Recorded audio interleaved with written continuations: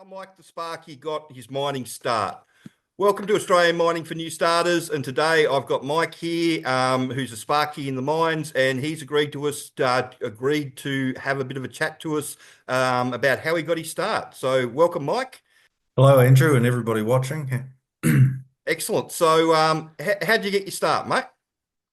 So back during the COVID period, I'd been stuck in New Zealand for a couple of years. I'd intended to come to Australia a few years earlier than that, but obviously world events prevented that, and so I was during my time working and time off, I would go on the internet and be frantically searching through YouTube and any other platform I could find about mining in Australia and what the mines looked like and what they did and everything like that. And I stumbled across your platform. Initially I was a little bit skeptical because you see a lot of stuff that's spruiked online and you think, is it really what it's cracked up to be, or is it just someone trying to make cash out of people?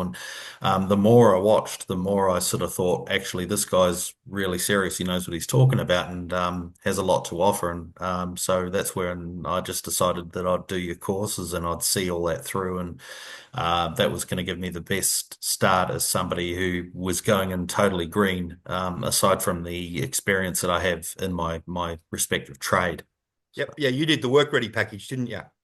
That's right. Yeah, I ended up doing it in dribs and drabs at the time because I was pretty hard up during the COVID period, and I was also I had investment properties that I was trying to keep and everything, and so but I got to the end of it in the end anyway, and Yeah, sold did the everything up. DIY and And then upgraded and used the payment plan. Yep. Yep. that's right. And and I went from being pretty hard up for a couple of years to being, very fortunate. The house went up in value a great deal, and I sold out and was able to come to Australia and buy my new car, and and then Have a bit of go from fun. there, really. Yeah. Absolutely. Yeah, Yep. so if memory serves correct, you got your job Yeah. about 3, 4 years ago. Was it 2001? That's right. Sorry, You actually 2021. Yeah, Yeah. it was somewhere around there. And at the time, Aries Resources were recruiting for their Jaguar operations about 68 k's north of Leonora there in the goldfields. And so I'd seen that on your site in the job application thing there. So fortunately, I was really keen to go underground to start off with. And they were like, hang on a second, no, this is fixed plant for surface. And I said, I thought, well, okay, maybe I'll give this a go and maybe they'll take me underground one day. But they were saying that it's actually an upgrade from underground, and I didn't know this at the time. And of course, so I cut my teeth on the surface working in a copper zinc processing mill that had was actually driven by DC motors, and it's only one of two mines in the entire country that still uses DC motors. So I was really privileged to get a bit of experience on those. Yeah, Yeah. so Yeah, yeah. And you worked there for a period of time until the zinc price fell in the toilet, and so they put it into care and yes, maintenance, and then you made your way sadly, over east. yeah, that's right. Sadly, the mine manager who was brilliant.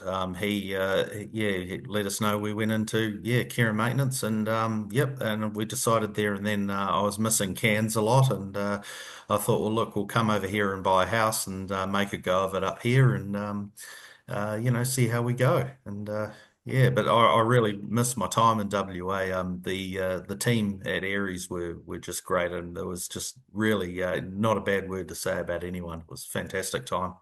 Yeah, Yeah. excellent, excellent. Yeah, we find the same ourselves. And so the big thing with getting the job was knowing how it all worked and understanding how the mine ran. That made a big difference. Absolutely. Yeah, absolutely. I mean, that really instilled confidence in the mine manager and the electrical superintendent as well. That I wasn't going to turn up on site and get flattened or something bad happened to me or something. I had a fair idea of what was going on, and it was just a matter of learning the protocol of the site, which they were excellent with. If you did something wrong, it was a box.